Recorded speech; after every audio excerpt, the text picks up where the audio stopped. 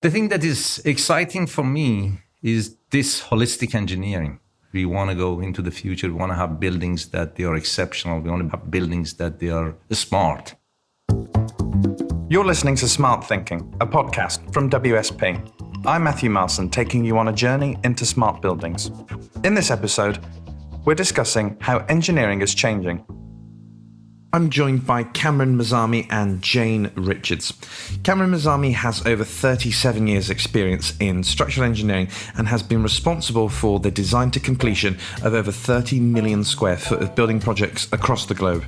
He's our managing director for property and buildings in the UK and a Milne Medal winner, and has worked on some of the most prestigious high-rise buildings around the world. Also joining me is Jane Richards, who's been working as a structural engineer for over 30 years, is head of the structural engineering practice for the UK, and has won the Best Structural Engineer by Women in Construction and Engineering Awards. Jane's specialisms include tall buildings, stadia, and modular. Welcome, Jane. Welcome, Kamran. First question that we'd like to ask you is, what's your view on smart buildings and why do they matter?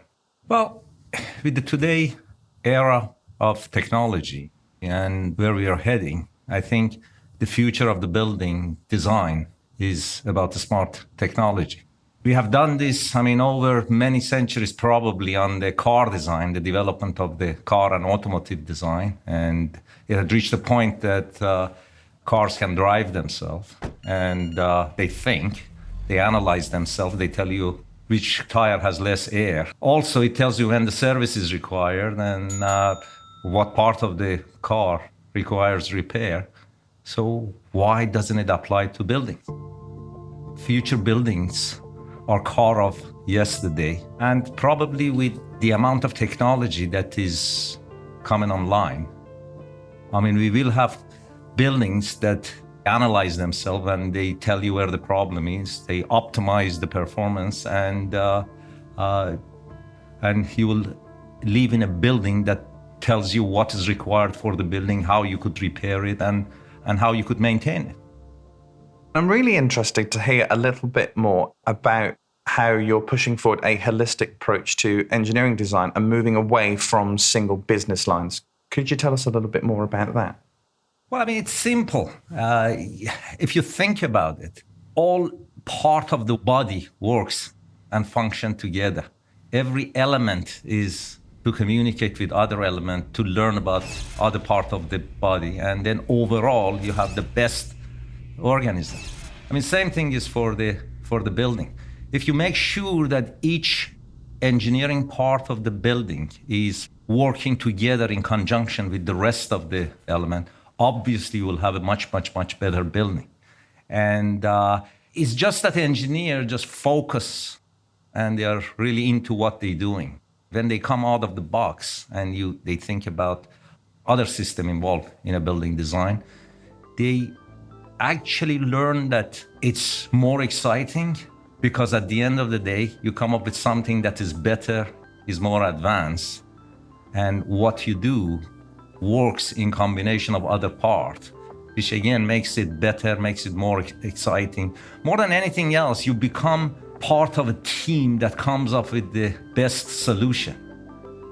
It is the solution that is important, it's not, and it's the overall performance that is important. It's not each part individually doing its own thing the best way possible.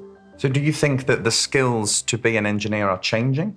Not really. I think the communication is changing. Interaction is changing. Understanding each other's need and working together to come up with the best possible solution is the difference.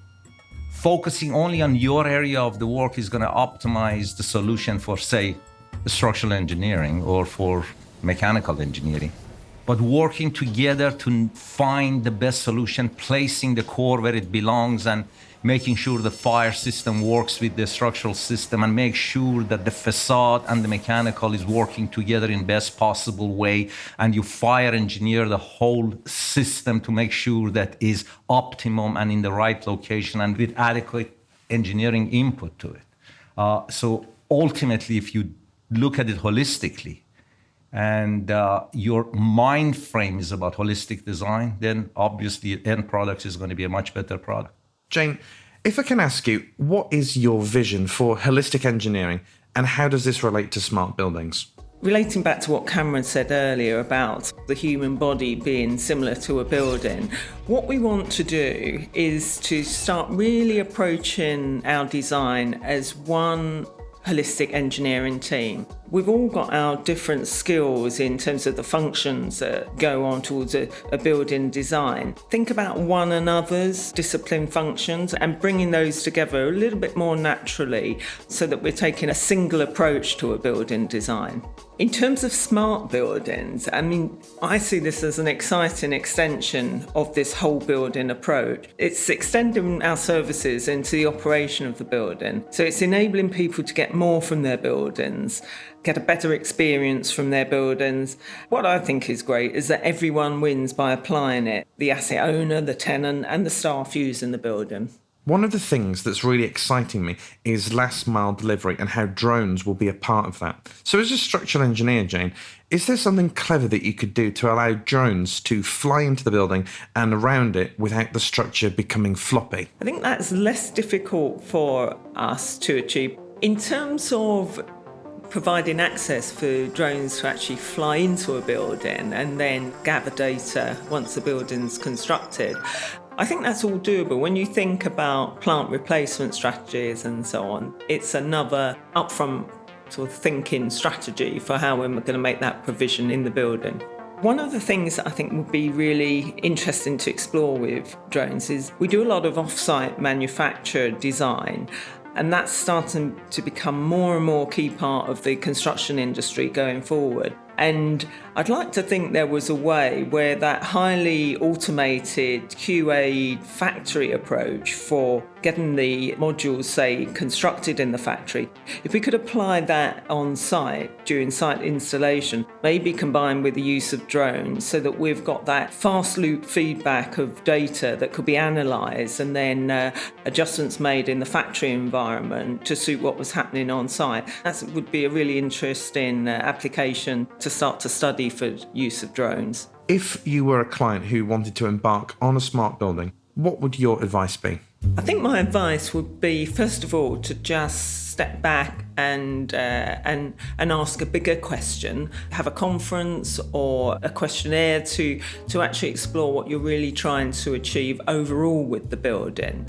And then smart becomes part of that answer, I'm sure.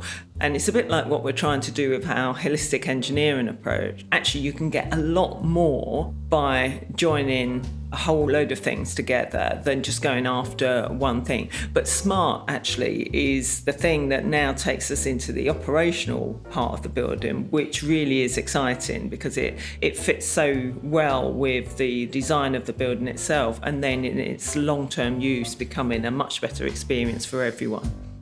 A big thank you to Kamran Moazami and Jane Richards. Next episode is an interview with special guest Nick Offer, who invites us to the Python Club. If something in this episode has piqued your interest, then have a chat with us. Email smart@wsp.com. You've been listening to Smart Thinking, a podcast from WSP.